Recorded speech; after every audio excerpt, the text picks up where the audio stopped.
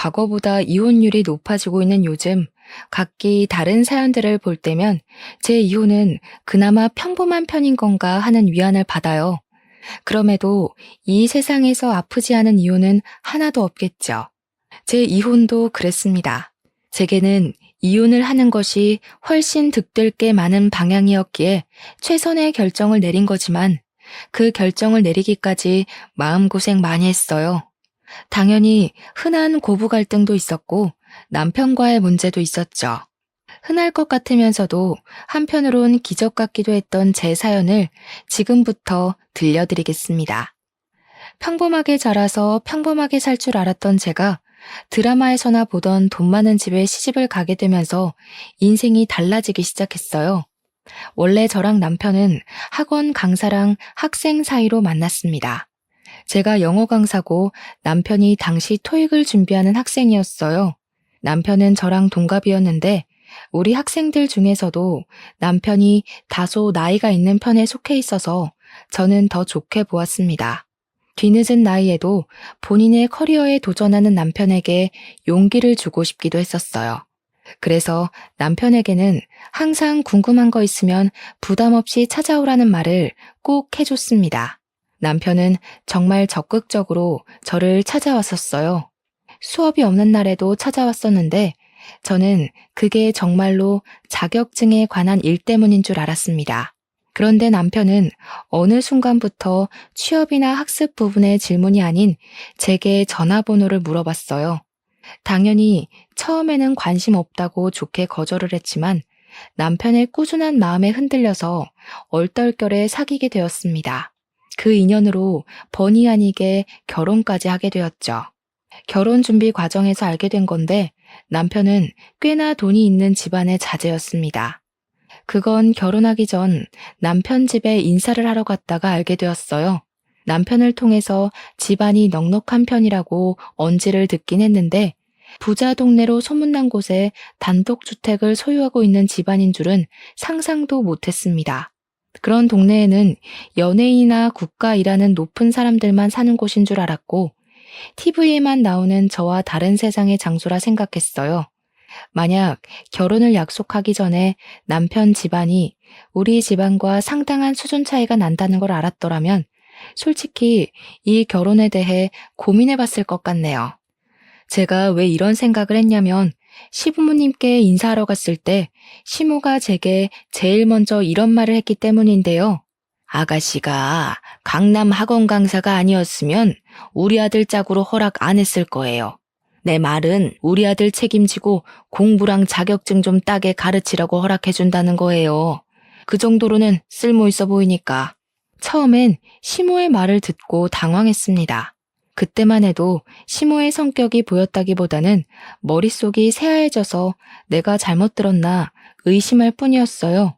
나중에 남편이 제게 따로 해준 설명 때문에 시모가 왜 그런 식으로 말을 했는지 아주 조금은 이해할 수 있었습니다. 우리 엄마가 원래 말이 좀 세. 우리 엄마 워낙 며느리 보는 눈이 높아서 웬만하면 한 번에 통과받기 어려운데 자기는 마음에 드나 봐. 잘 됐다. 시모가 제게 말을 좀 차갑게 하긴 했지만 원래 말씨가 그렇다고 하니 그럭저럭 넘겼어요. 어쨌든 시모가 저희의 결혼을 단번에 허락했다는 것이 중요했으니까요. 그런데 제가 결혼할 때 남편 집안 형편이 첫 번째 반전이었다면 두 번째 반전이 또 기다리고 있었는데요. 그건 바로 시부의 존재였어요.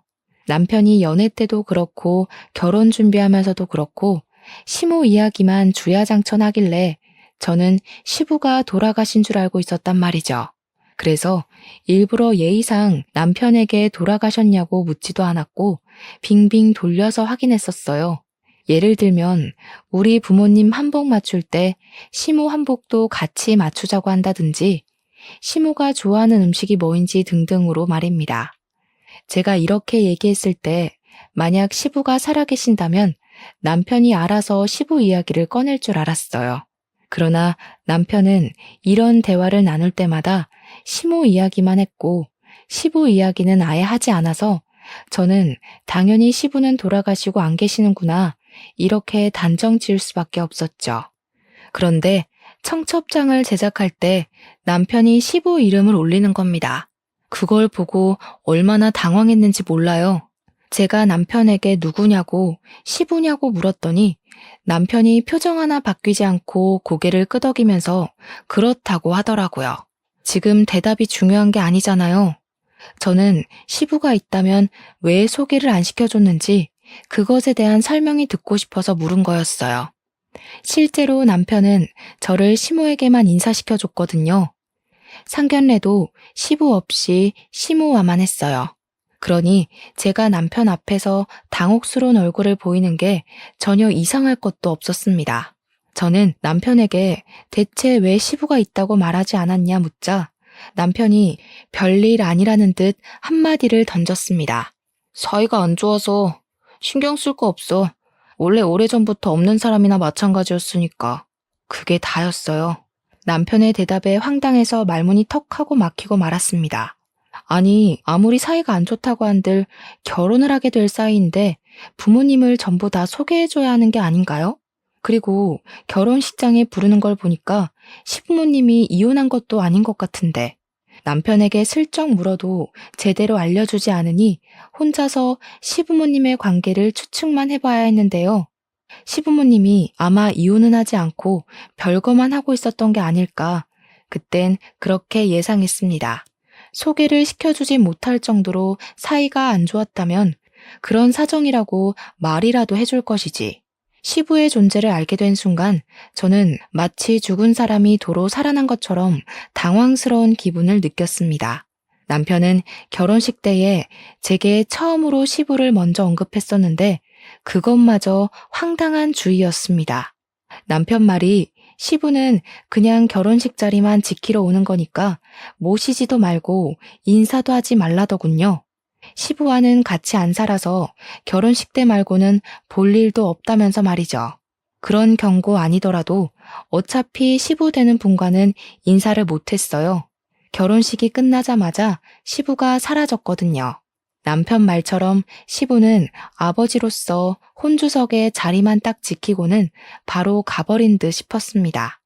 남편이나 시모나 정말로 시부와 사이가 안 좋은지 시부가 사라졌는데 원래 없던 사람이었던 것 마냥 신경도 안 쓰더라고요. 저는 결혼을 하고 나서도 유일하게 찝찝했던 부분이 바로 시부였어요. 자꾸만 마음에 걸리는 게 이상했죠. 그런데 남편 말대로 시부는 정말 볼 일이 없어서 시간이 흐르니 그 찝찝함도 끝내 잊게 되었어요. 저는 시모의 제안 때문에 합가를 하게 되었는데요. 시모가 시댁이 이렇게 넓은데 뭐하러 나가 사냐면서 2층 전체를 저와 남편에게 쓰라며 내주셨어요. 그렇게 나쁜 조건은 아닌 것 같아 그렇게 하기로 했습니다. 남편은 저랑 결혼하고도 자격증 따느라 공부하고 있었는데 말이 공부지 그냥 백수 신분이었어요. 그럼에도 저희가 돈 걱정은 안 해도 됐던 게 재산 많은 시모 덕분에 딱히 돈 들어갈 곳이 없었기 때문이었죠. 시모는 한 회사의 대표였거든요. 명성이 높으니 만약 제가 잘 나가는 학원의 강사가 아니었다면 정말로 시모가 저를 안 받아줬을지도 모르죠. 회사 대표니까 자기 아들 결혼 상대를 고를 때 얼마나 깐깐하게 보겠어요. 웬만한 여자들은 눈에 차지도 않았을 겁니다. 저는 시모와 딱히 부딪히는 부분은 없었어요. 시모의 말투가 차가운 것만 아니면 제가 시모에 대해 불만 품을 일이 없었습니다. 그런데 어느 날부터 저희 관계가 좀 이상하게 틀어졌어요. 그게 언제부터였냐면 제가 학원 쉬는 날이었는데요. 시모가 외출하고 남편도 약속이 있다고 외출해서 집엔 저 혼자 있을 때였어요. 그때 누군가가 무단으로 집에 들어오는 소리가 들렸습니다. 주방에 있던 제가 기척에 깜짝 놀라서 나가봤어요. 도둑인가 강도인가 떨리는 심장을 부여잡고 마주한 사람은 뜻밖의 인물이었는데요. 다름 아닌 결혼식 때 보고 한 번도 본 적 없던 시부인 겁니다. 시부를 다시 만나게 된 건 제가 남편과 결혼한 지 4개월이 되던 해였습니다. 아, 새아가 있었니? 집에 아무도 없지? 내가 뭐 좀 찾을 게 있어서 들렸다. 나 신경 쓰지 말고 볼일 봐라. 시부는 얼떨떨한 저를 두고 어딘가로 향했는데 그곳은 시모가 쓰고 있는 안방이었어요. 저는 거실에 덩그러니 서서 시부가 나오길 기다렸습니다. 한참 있다가 시부가 안방에서 나왔는데 들어올 때는 없던 짐가방을 메고는 금세 나가버리셨어요. 그 싱거웠던 순간이 시부와의 두 번째 만남이었습니다. 시부와 세 번째 만남까지는 더 얼마 안 걸렸어요. 시부가 집에 왔다 간 지 몇 시간이 지나지 않아서 시부한테 전화가 왔는데요. 전화를 받았더니 시부가 제 학원을 알아서 명함을 보곤 연락하게 됐다더군요. 세아가, 내가 부탁할 게 있는데 조금 전에 집에 들렀다가 작은 가방 하나를 흘린 것 같거든. 혹시 집에 사람들 들어온 게 아니면 좀 갖다 줄 수 있을까? 주소 보내줄게. 저는 시부가 알려준 대로 집 어딘가에 있을 작은 가방을 찾아봤는데 안방 바로 앞에 떨어져 있더라고요. 시부에게 알겠다고 말씀드리고 전화를 끊었습니다. 그 가방을 열어보진 않고 시부가 기다릴까봐 얼른 겉옷만 챙겨서 시부가 알려준 주소로 갔어요. 그런데 도착한 곳이 좀 의외였습니다.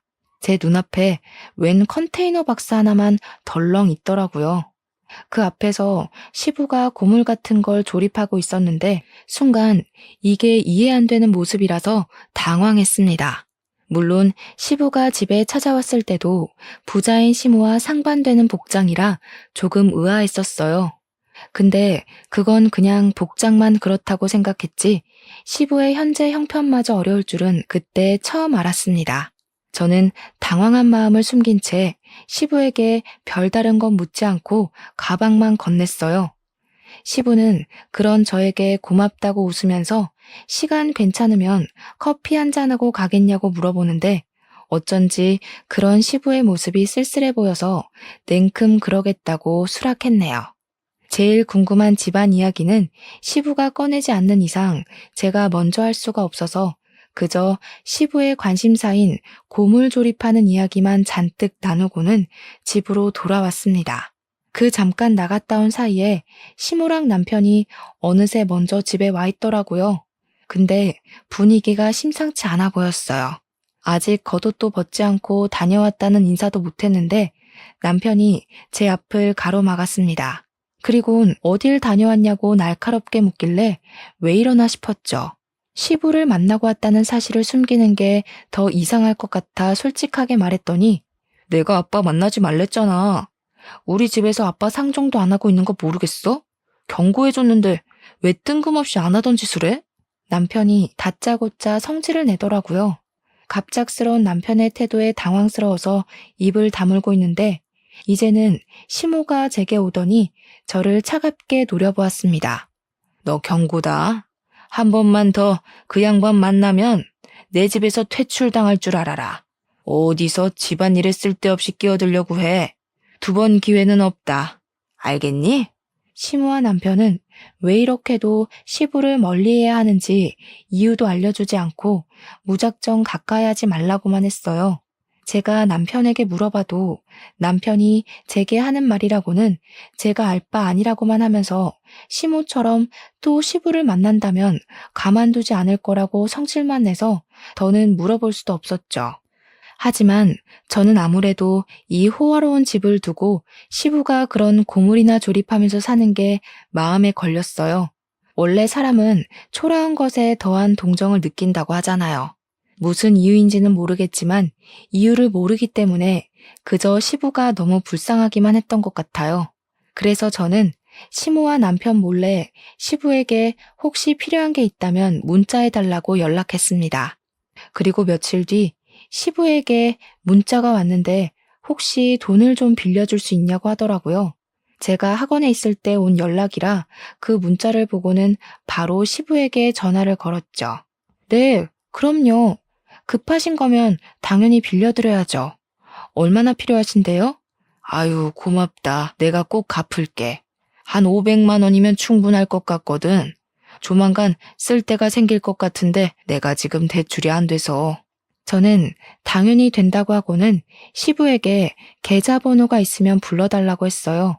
제가 시부에게 이렇게나 마음이 쓰였던 건 가족들에게 미움을 받는 모습이 안타까워서도 있지만 한편으론 어릴 적 가난하게 살다가 돌아가신 아빠 생각이 나서였죠.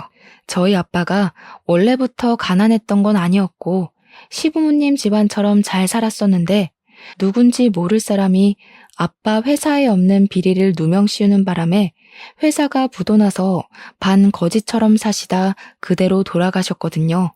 그 당시에 엄마가 진짜 힘들어 했었는데 엄마도 제가 있어서 겨우 버텼다고 하셨죠. 어쨌든 저는 그렇게 틈틈이 시부를 도왔어요. 이미 시부 심부름을 한 번 했다고 시모와 남편과 사이가 조금 틀어져 있었기에 그들에겐 더 철저하게 시부와 연락하고 있다는 사실을 숨겼습니다. 그러던 중 제가 임신하게 된 거예요. 시부일 때문에 저와 사이가 조금 멀어져 있던 두 사람과 단번에 안 좋았던 감정이 풀리게 되었죠. 임신 소식에 이렇게 식구들이 좋아하는 모습을 보니 문득 또 시부가 생각이 났습니다. 저는 딸을 출산한 후 식구들 몰래 시부에게 사진을 찍어서 보내줬어요. 시부가 너무 예쁘다면서 보고 싶다고 하더군요. 데려오라는 말씀을 안 하셨지만 저도 시부에게 제 딸을 보여드리고 싶었습니다. 그래서 저는 큰맘 먹고 쉬는 날 딸을 데리고 시부에게 찾아갔죠. 시부는 저와 딸을 보고는 뭐하러 여기까지 왔냐고 했으나 이미 사부의 얼굴에는 한박웃음 꽃이 피어 있었습니다. 제 딸에게서 눈을 떼지 못하는 시부는 조심스레 딸을 만지려다가 자신의 더러운 손을 보더니 황급히 손을 씻고 옷까지 깨끗한 옷으로 갈아입고 오셨어요. 시부의 설렘이 제게도 느껴져서 그런 시부가 귀여워 보였답니다. 시부는 손녀를 안으면서 한시도 눈을 떼지 못하시더니 갑자기 눈물을 보였어요. 제가 덩달아 놀랐는데요. 고맙다 새아가. 내가 이렇게 손녀를 보니까 괜히 힘이 나네. 그래도 이제는 찾아오지 마라. 혹시 꼴이라도 밟히면 식구들이 가만히 있지 않을 거야. 시부는 자기 때문에 제가 집에서 어느 정도 질타를 받을 거라는 걸 예상하는 것 같았어요. 저는 그제야 시부에게 대체 무슨 일이 있는 거냐고 물어봤지만 시부는 나중에 다 알려주겠다고만 했습니다. 결국 저는 또 이 가족 간의 심각한 문제를 알지 못한 채 귀가해야 했어요. 그런데 문제는 지금 당장의 제 처지였습니다. 저는 집에 들어서자마자 소금 폭탄을 맞게 되었죠. 제가 딸을 안고 있었는데 딸에게도 소금이 들이부어져 깜짝 놀랐어요. 제 눈 따가운 건 느낄 새도 없이 얼른 딸을 살피기 바빴죠. 건방진년이 하지 말라는 짓을 자꾸 하네. 내가 지난번에 너무 시시하게 넘겼지? 나 분명 말했다. 2번 기회는 없다고? 무슨 소리 하시는 거예요? 대체 왜 이러시는 건데요? 아무리 감정 상하셔도 그렇지 아기한테까지 소금을 들이부으시면 어떡해요? 사람 경고를 무시했으면 그만한 대가를 맞아야지. 네가 언제 한번 그 양반 더 안 만나나 했다. 너 이 집에서 나가라. 네가 뭘 잘못했는지 알기 전까진 내 집에 들어오지 마. 시모는 제게서 애를 빼앗아갔고 남편은 혼자가 된 저를 그대로 집 밖으로 쫓아내 버렸습니다. 아무래도 시모가 남편에게 제 뒤를 밟으라고 시켜서 그동안 남편이 제 뒤를 밟고 있었던 것 같았어요. 대문 밖으로 쫓겨난 저는 억울해서 문을 두들겼지만 끝내 문은 열리지 않았어요.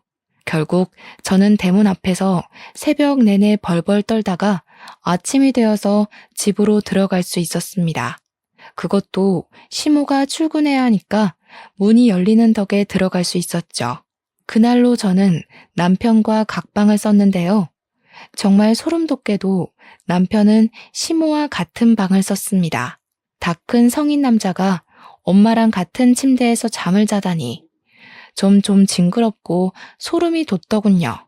아무튼 밥도 시모랑 남편 둘이서만 먹고 치우고는 이 집에서 완전히 저를 없는 사람 취급했어요.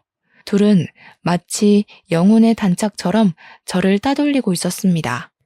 유치한 행동에 어처구니가 없던 저는 남편에게 어떻게 다 큰 성인이 엄마랑 같이 자냐고 따져 물었지만 그럴 때마다 남편이 시모에게 고자질하는 바람에 시모가 제게 와서 다시 따지는 레퍼토리가 계속해서 반복되었어요. 저와 남편의 사이는 멀어질 거리도 없는 줄 알았는데 시모 문제 때문에 그보다 더 멀어지게 됐습니다. 저는 마지막 카드로 남편에게 내가 집을 마련할 테니 분가하자는 말을 던졌어요. 제정신이냐? 내가 수백억 두고 뭐하러 너랑 나가서 살아. 난 죽을 때까지 엄마 못 떠나. 우리 엄마랑 같이 지내는 게 그렇게 못 견디겠으면 차라리 이혼해. 알고 보니 남편은 시모가 가진 재산 때문에 시모 말이면 별도 달도 전부 따다 줄 것처럼 복종적인 사람이었어요. 재산도 어느 정도면 모르겠는데 수백억이라고 하니까 남편이 그 재산을 오로지 받으려고 시부까지 버린 거라고 하더군요. 어떻게 돈 때문에 아버님까지 버릴 수가 있어? 이혼? 말이 쉽다. 이럴 거면 나랑 왜 결혼했니? 평생 엄마 뒷바라지나 하면서 돈이나 받아 처먹을 것이지. 나도 욕구는 풀어야 할 거 아니야. 평범하게 살다 죽을 팔자 구제해줬더니 배딱지가 불렀냐? 왜 갑자기 분가하자고 난리야. 저는 남편의 말에 기가 막혀서 그 자리에서 남편 뺨따기를 날렸습니다. 그런데 재수가 없어도 이렇게 없을 수가 있는지 하필 그 타이밍에 저희 방에 무단 침입한 시모가 제가 남편의 뺨을 치는 걸 보게 되었어요. 시모는 눈알이 튀어나올 듯이 놀라면서 바로 저에게 달려들어 제 머리채를 잡았죠. 이년이 감히 내 귀한 아들을. 이혼 소리 잘 나왔네. 당장 내 집에서 나가. 내가 너 같은 평민을 집에 들이는 게 아니었는데 아주 큰 실수를 했어. 짐 챙겨서 따로 보내줄 테니까 당장 꺼져. 저는 또다시 그들에게서 그대로 쫓겨났습니다. 솔직히 남편과 이혼하면 그만이지만 그 사람들이 제 딸을 빼앗아가서 이대로 돌아설 순 없었어요. 절대 그들이 제 딸을 키우게 두고 볼 수는 없었죠. 결국 저는 친정에 가서 며칠을 울며 머물게 되었는데 그러는 동안에도 시댁에서는 계속 이혼 합의서와 협박 문자가 날라왔어요. 문자 내용 중에 빨리 도장 안 찍으면 평생 딸을 보여주지 않겠다는 소리에 결국 울며 겨자 먹기로 도장을 찍으려는데 때마침 시부가 친정을 찾아왔습니다. 좀 당황스러웠어요. 시부랑 저희 친정이랑 이렇게 사적인 만남을 가질 건더기가 없어서 시부의 등장은 무척 뜬금없었습니다. 저는 너무 놀라서 제대로 된 인사를 못 드렸어요. 그저 시부에게 저희 친정집을 어떻게 알고 찾아왔냐고만 물었습니다. 그러더니 친정엄마가 시부를 보고 아는 체를 하면서 대접하는 모습에 더 많이 얼떨떨해졌죠. 뭐야 엄마? 아버님이랑 아는 사이야? 두 분 무슨 사이세요? 엄마가 기회가 안 돼서 말을 못했어. 사실 사돈어른이랑 니네 아빠랑 동창이야. 아빠가 옛날에 회사 했었다고 했지?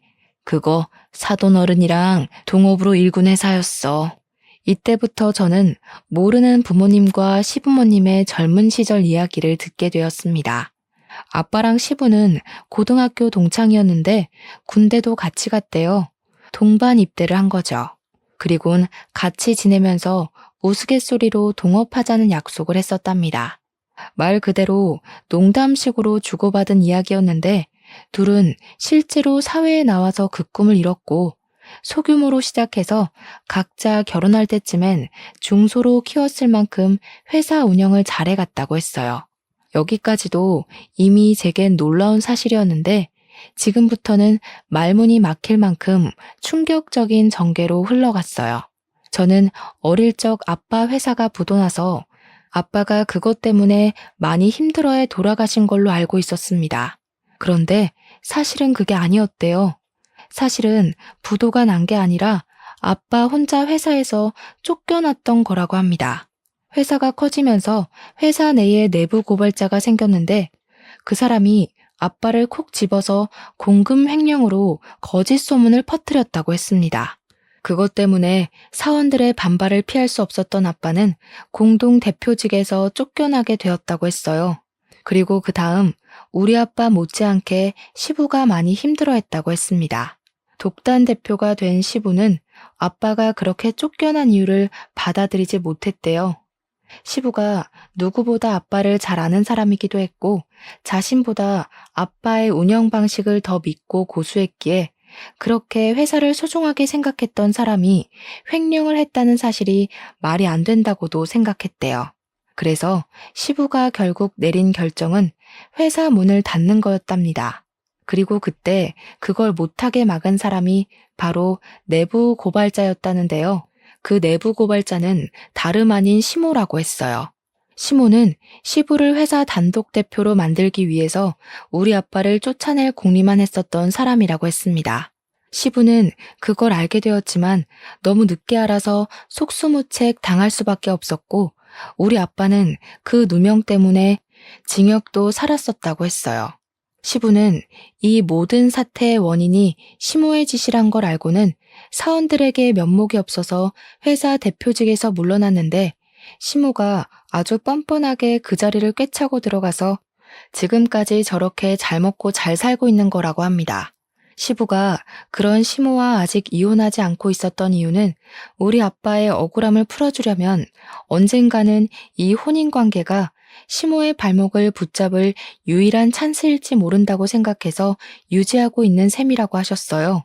저는 부모님과 시부모님과의 관계성을 대충 다 들었는데도 여전히 혼란스러웠어요. 뭐가 어떻게 되었든 결국 우리 아빠가 죽은 건 시모라는 사실이잖아요. 저는 그럼 저희 아빠를 죽인 사람의 아들과 결혼을 한 거 아닙니까? 결국은 죽은 아빠에게 죄를 짓고 있었다는 생각이 물밀듯이 들었고 제게 이런 감정을 만들어준 시모와 남편에게 금세 짜증이 밀려왔습니다. 그때 아무 말도 못하고 있는 제 앞으로 시부가 작은 가방 하나를 내밀었어요. 그 가방은 지난날 시부가 제게 부탁해서 가져다 달라고 했던 그 가방이었죠. 네가 열어보길 바랬는데 네 아빠처럼 야무지고 착해서 그런가 확인을 안 해봤더구나. 한번 열어봐봐. 안 싸돈보다는 너한테 주는 게 맞는 것 같아서 내내 갖고 있었어. 시부 말로는 그날 이 작은 가방을 일부러 떨어뜨리고 왔다고 했어요. 제가 그 가방을 열어보길 바라면서요. 이게 왜 내 것이라고 말을 하는지 여전히 시부의 말이 이해되지 않아서 저는 바로 가방을 열어보았습니다. 안에는 오래된 캠코더 하나가 들어있었어요. 그 캠코더를 들고서 시부에게 이게 뭐냐고 물어보니까 시부는 대답 대신 캠코더를 틀어주었습니다. 그 캠코더엔 아기 때의 제 모습부터 아빠와 함께했던 추억들이 담겨있는 영상이 들어있었어요. 솔직히 말하면 아빠는 제가 초등학생일 때 돌아가셔서 기억이 흐릿했거든요. 아빠가 한 번씩 생각날 때마다 어떻게 아빠 얼굴을 떠올려야 하는지도 점점 잊어가고 있었는데 이 생동감 넘치는 캠코더 영상 덕분에 아빠를 다시 생생하게 기억할 수 있어서 좋았습니다. 그렇게 그 영상을 보면서 아빠가 제게 어떤 사람이었는지 추억할 수 있었는데요. 추억에 빠져있기도 잠시 마지막 순서의 영상이 다른 영상들과 다르게 결이 좀 달랐습니다. 자세히 보니까 그건 우리 가족의 영상이 아닌 아빠 회사가 담긴 영상이더라고요. 아빠는 회사에서 캠코더를 재생시키곤 제게 보여줄 회사 사무실 영상을 찍으려고 했던 것 같았어요. 그러다 누군가가 아빠를 찾아왔고 캠코더를 만지던 아빠가 미처 녹화를 끄지 못해서 찍혔던 영상인 듯 보였죠. 아빠를 찾아와 영상을 방해한 사람은 젊은 여성이었습니다. 처음엔 누군지 바로 알아보질 못했어요.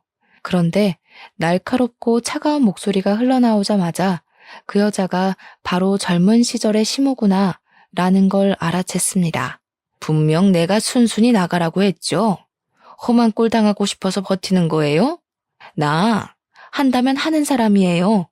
이미 여기 회사 어떻게 돌아가는지 내부 사항도 잘 알고요. 용석이한테 다 얘기하기 전에 그만하시죠. 여기 제 회사기도 하거든요. 아무리 재수 씨라도 무슨 권한으로 나가라 마라 하십니까? 점점 도가 지나치는데 자꾸 이러면 친구 와이프고 뭐고 출입 금지 시킬 거예요. 역시 말이 안 통하시네.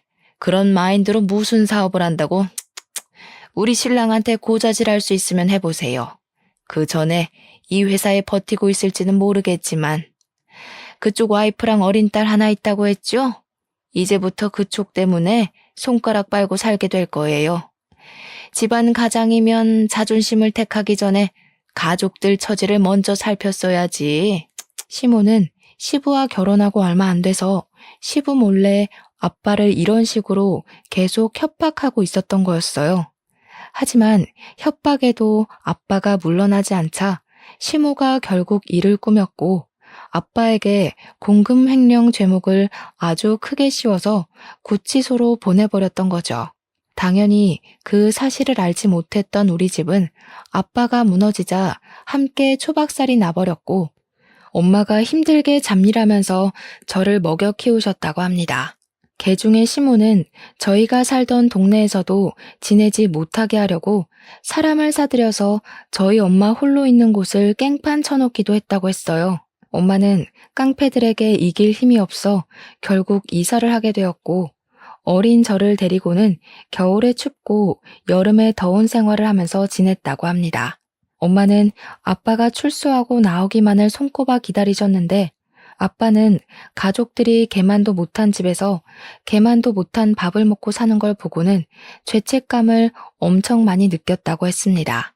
우리 집이 그렇게 망한 것이 다 자신 때문이라는 자책을 이기지 못하고 출소한 지 얼마 안 돼서 스스로 생을 마감했다더군요. 아빠의 죽음은 엄마를 무너뜨렸지만 아빠가 죽고 나서 나온 사망보험금은 좌절스럽게도 저희를 숨쉬게 해주었어요. 엄마는 차마 아빠의 목숨값을 함부로 쓸 수 없었으나 사람들이 먹다 버린 음식을 몰래 주워 먹으려는 제 모습을 보고서 마음을 다잡고 죽을 힘을 다해 가세를 일으켰다고 했습니다. 그 말을 듣는데 대체 시모가 우리 집안에 무슨 짓을 한 건지 정말 소름이 끼치더라고요. 이건 직접 손에 피만 안 본 거지 저희 식구를 몰살한 거나 다름없다고 생각했습니다. 시부도 처음엔 우리 아빠가 진짜 공금 횡령이라도 한 줄 알았었대요. 그런데 나중에 시모가 본인 입으로 전부 말해줘서 그때 이 모든 게 누구 짓인지 알았답니다. 시부는 모든 걸 바로잡으려고 했으나 아빠가 시모의 계략 때문에 현생을 떠났다는 소식을 듣는 바람에 차마 엄마와 저를 찾아올 면목이 없어서 세상을 배회하기만 하고 살았대요. 한 번도 네 아빠를 잊은 적이 없는데 솔직히 가끔은 더 이상 세상 시끄럽게 하지 말고 이대로 살다가 너희 아빠에게 용서하러 가볼까 그런 생각도 했었다. 그런데 갑자기 내 아들이 결혼을 한다고 찾아왔더라. 아들이 청첩장을 던져주면서 혼주석만 지키고 바로 가라더라고. 내가 사돈댁에 괜한 소리 할까봐 걱정이 됐겠지. 자기 아들에게 그런 식으로 청첩장을 받는 것이 치욕스러웠으나 시부가 다시 마음을 단단히 먹게 된 이유는 그 청첩장 때문이었다고 했습니다. 청첩장에 사돈 이름을 보고 낯이 익어서 한참 들여다봤었대요. 저희 엄마 이름이 좀 독특합니다. 저도 살면서 동명이인을 만난 적이 없어요. 그래서 제가 이곳에 엄마 성함을 밝히지 못하는 거 양해 부탁드립니다. 아무튼 시부가 저희 엄마 이름 때문에 혹시나 해서 결혼식을 꼭 참석했었다고 해요. 엄마 이름이 아니었다면 결혼식 때 잠적했을 수도 있었다고 하시네요. 그렇게 결혼식을 찾아온 시부는 식장에서 엄마를 만났다고 했습니다. 시부는 엄마를 보면서 아빠가 한번 소개해줬던 여자라는 걸 단번에 알아봤대요. 엄마도 시부를 바로 알아보곤 주춤거렸다고 합니다. 두 분은 모든 사람 몰래 연락처를 교환했고 결혼식이 끝나고도 저 몰래 연통하면서 주기적인 만남을 가졌답니다. 만나서는 시모를 망가뜨리려는 계획을 비밀리에 준비하기 시작했다네요. 그래서 시부가 결혼식 이후 4개월 만에 시댁에 나타난 것이 슬슬 복수를 실현시키기 위해서였다고 했습니다. 시부는 제게 빌려갔던 500만 원도 복수를 위해 사용했다고 했어요. 몇십 년 만에 다시 회사 대표처럼 빼고 광내서 본인의 회사를 찾아갔다고 했어요. 자기가 대표로 있을 때는 젊었던 사원들이 어느새 나이가 들어서 대부분 간부 자리까지 승진해 있었다더라고요. 그분들은 고맙게도 시부를 잊지 않고 있었고 시부의 등장으로 그날 저녁에 몰래 만남을 가졌다고 했습니다. 시부는 제게 빌린 돈으로 그분들에게 식사 접대를 해주면서 시모의 비리에 관한 증거물을 잔뜩 부탁했답니다. 그러려고 제게 돈을 빌려달라고 하신 거였어요. 아무튼 시부가 회사 간부들에게 받아낸 정보들은 대단했습니다. 아빠는 억울하게 누명을 썼지만 시모는 진짜 공금 횡령을 하고 있었거든요. 누구도 모르게 제 남편 명의로 된 통장으로 돈을 야금야금 빼내고 있었던 사실이 드러났어요. 그뿐만이 아니라 간부 직원들이 시모의 성과를 버티기 어려웠는지 시모의 횡포를 추가로 고발해주는 덕에 시모를 고소하기 위한 증거를 모으기는 식은 죽 먹기였다고 했습니다. 그들은 시모 다음 차기 대표로 대기하고 있는 제 남편도 맡고 싶어하는 듯 했어요. 제가 회사 운영에 대해 잘은 모르지만 남편 같은 대표라면 당연히 뿌리도 못 내리게 막는 것이 맞는다고 생각했어요. 아무튼 시부는 받은 증거물을 가지고 바로 시모를 소송했습니다. 소장이 나오자 회사는 빠르게 압수수색을 당했고 아무것도 모른 채 집에 있던 시모는 형사들이 들이닥쳐서 바로 구속되었어요. 저는 그 소식을 시부에게 뒤늦게 전달받고서 빼앗긴 제 딸이 걱정돼서 급하게 시댁으로 갔습니다. 그러자 남편이 어수선하게 집을 돌아다니다가 집에 들어온 저를 발견하고는 곧바로 멱살을 잡더군요. 네가 우리 엄마 깜빵 보냈지? 제정신이냐? 반항도 정도껏 해야지. 감히 시어머니 되는 사람을 깜빵에 보내? 별것도 아닌 사람을 재벌집 며느리로서 만들어줬으면 매사에 넙죽 엎드릴 것이지. 이게 지금 뭐 하는 짓이야? 왜? 네 돈줄 끊기게 생겨서 불안하니? 네 엄마 때문에 우리 아빠는 죽기까지 했는데 고작 수갑 차는 걸로 이렇게 화내면 곤란하지. 재산 잃는 게 겁나는 거면 이제 회사 대표는 네 아빠일 텐데 마마보이 타이틀 버리고 파파보이 해보던가. 너랑 결혼까지 하는 게 아니었는데 그냥 갖고 놀다 버릴 걸 그랬나 봐. 선생이라고 어디 써먹을 때 많을 것 같아서 결혼했더니 정말 똑똑한 척하는 골빈년이었네. 얼마나 할 짓이 없었으면 우리 아빠랑 손을 잡고 남편을 망가뜨린대. 할 짓이 없어서 망가뜨린 게 아니라 너랑 네 엄마는 둘이서 애초에 삽질만 하고 있었던 거야.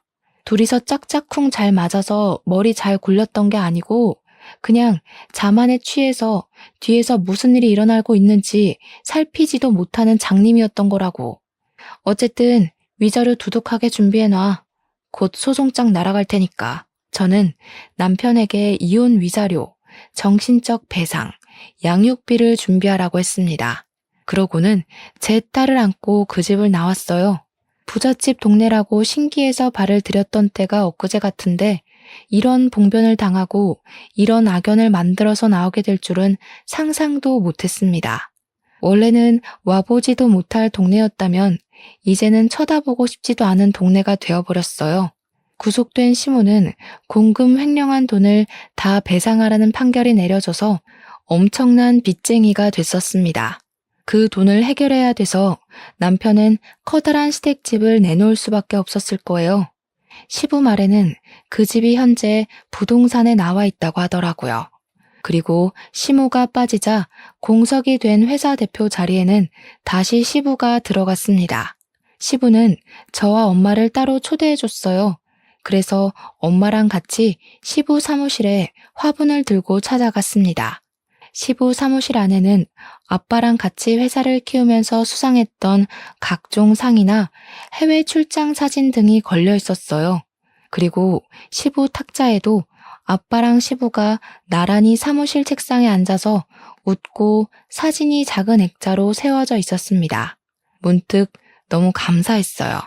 아빠가 정말 좋은 친구분을 두셨구나 생각하면서 그게 너무 다행이라고 생각했고 저도 누군가에게 또 누군가와 이런 친구 관계를 맺었으면 좋겠다고 동경스럽게 보기도 했습니다. 시부와 엄마는 서로 과거 얘기를 하면서 감사했다, 미안했다 같은 얘기를 한참 나누고 있었습니다. 그리고 시부 품에는 또 제 손녀가 안겨 있었어요. 이제야 1살을 넘긴 제 딸은 시부가 미리 사놓은 애착 인형이 마음에 드는지 시부 품에서 얌전히 그것만 조물락거리고 있었습니다. 제 딸이 저희 엄마 품에도 잘 안 안기려고 하는데 시부 품에선 가만히 있는 것 보면 한 번씩 신기했네요. 그리고 이제 그만 시부가 저희에게 식사까지 대접하겠다고 자리를 이동하려고 했습니다. 그런데 그때 사무실 문이 먼저 열리더니 졸지에 엄마를 잃고 길바닥에 나앉은 전 남편이 시부를 찾아왔더라고요. 파파보이가 돼보라는 제 말대로 하려는 건지 완전 거짓골을 하고서도 시부 앞에 나타났길래 어이가 없었습니다. 아빠, 내가 잘못했어. 그래도 아들인데 내치진 않을 거지? 나 엄마가 얼마나 무서운 사람인지 이제 깨달았어. 엄마처럼 살면 결국 그 꼴 난다는 거 아빠한테 똑똑히 배웠다고. 이제 어떻게 살아야 될지 알 것 같아. 아빠, 나 좀 받아줘. 그래도 내가 아빠한테 하나밖에 없는 핏줄이잖아. 남편은 최대한 불쌍하게 행동하면서 시부에게 사정했습니다. 그러자 시부가 제 딸을 다시 제게 넘겨주었어요. 그러고는 제 딸이 못 보게 얼굴을 가려달라고 하더니 손에 들고 있던 믹스커피를 전 남편 얼굴에 냅다 뿌려버렸습니다. 내가 죽어서도 네 앞으로 남길 재산 같은 건 없으니까 썩 꺼져라. 너까지 깜빵에서 젊은 세월 낭비하고 싶으냐? 요즘 젊은이들이 얼마나 치열하게 살고 있는지 세상 기어다니면서 배우기나 해. 그저 부모 밑에서 편하게 먹고 살 궁리만 하는 기생충 같으니라고. 당장 내 사무실에서 나가. 시부는 무릎을 꿇고 싹싹 비는 전 남편을 보고도 냉랭했고 사람까지 불러서 전 남편을 회사 밖으로 내쫓았습니다. 그게 전 남편과의 마지막 모습입니다. 그 뒤로 사무실에 덩그러니 남겨진 저희에게 시부가 다소 파격적인 제안을 해왔어요. 나중에 천천히 얘기하려고 했는데 이왕 돈 얘기 나온 거 지금 하겠다고 하면서 갑자기 엄마에게 우리 아빠의 억울한 죽음에 대한 배상을 하고 싶다며 거액을 제안하는 겁니다. 전에 제게 빌린 500만 원도 갚고 싶다면서요. 엄마는 시부의 말에 됐다며 한사코 거절했고 이미 시모가 죗값을 받은 걸로 속이 편해졌다고 하는데 시부가 기어코 챙겨주겠다고 했어요. 이 회사 저 혼자 일으킨 거 아닙니다. 잘 아시잖아요. 안사돈께서 받아주셔야 저도 하늘 위에 있는 제 친구 놈 볼낯이 있죠. 부담 느끼지 마시고 남편 퇴직금이 이제야 나오는 거라고 생각해 주세요. 엄마는 시부의 진심에 크게 흔들려서 결국 그 거액을 받았습니다. 저희는 시부에게 감사해서 한참 고개를 숙였어요. 그런 시부 덕분에 엄마와 저는 환상 속에서나 있던 부자들만 사는 동네에서 살게 되었는데요. 시댁이 있던 동네는 아니고요. 저희는 주택 말고 아파트로 갔어요. 몇십 년을 주택에서 살았다 보니까 엄마가 아파트에 살고 싶다고 하더라고요. 지금 엄마는 너무 예쁘고 큰 집에서 매일 아침 설레는 마음으로 눈을 뜨십니다. 평수가 얼마나 넓냐면 딸이 실내에서 움직이는 전동차를 타고 놀 정도예요. 저도 그런 집은 처음 살아봐서 기분은 좋더라고요. 그리고 가끔 시부가 손녀를 보러 집으로 놀러 오곤 하는데 빈손으로 오셔도 된다니까 올 때마다 꼭 선물을 들고 오세요. 손녀 선물이 한 70% 차지하고요. 30%는 저 엄마의 선물이네요. 시부는 우리 아빠를 생각해서라도 자신이 목숨이 다하는 날까지 저희 가족을 책임져 주겠다고 했는데 그게 시부에게 살아갈 의지가 되는 것 같아서 적극적으로 거부하진 못했어요. 이제는 죄송하단 말보다 감사하단 말을 더 많이 하면서 살고 있답니다. 제 사연은 여기까지예요. 흔한 이혼 소재였지만 그래도 제게는 살아생전 중 가장 큰 풍파였습니다. 이제는 한동안 꽃길만 걸었으면 좋겠네요. 청취자분들도 아픈 일 훌훌 털어버리시고 꽃길 걸으면서 행복하시길 바랍니다.